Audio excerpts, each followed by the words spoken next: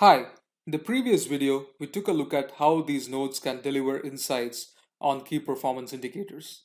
In this tutorial, we are going to spend a little bit more time to understand how you can access additional insights on the KPIs.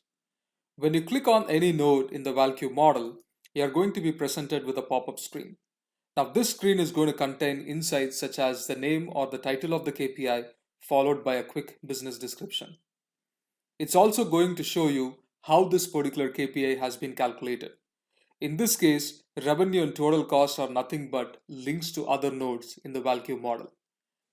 While they happen to be immediate children in this case, you'll be able to define a calculation based on a node located in any part of the ValQ model.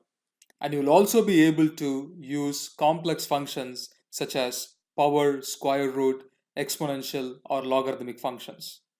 Even if you have a regression equation tying your variables to an outcome, you'll be able to utilize that equation as a calculation.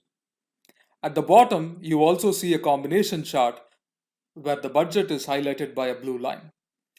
The dark gray columns indicate actuals for elapsed periods, which in our case is from Jan till April, and the forecast for the remaining months is highlighted by a lighter gray column, and the current month is usually highlighted in blue.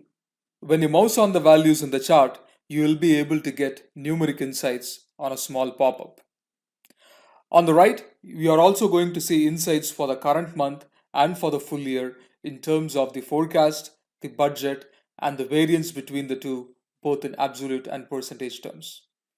At the bottom right, you also see the variance of the net profit between the budget and the forecast explained in terms of the budget versus forecast variances for revenue and the total cost.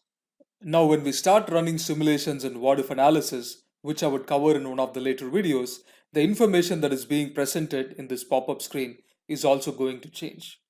And finally, on the left, you will also see a band that indicates how this metric has been performing against the budget. And at any point in time, you can go here and click on the close icon to go back to the model. Now I can go and click on any particular node, for example, in this case, realization cost, and I'm going to get more insights on the realization cost KPI here. The only difference is for leaf nodes, I'm not going to see a variance waterfall chart because this particular node doesn't have any descendants. And finally, you also have the option to disable pop-ups for specific nodes if you wanted to. With this, we come to the end of this quick tutorial. In the next tutorial, I'll show you how to start simulating these KPI values.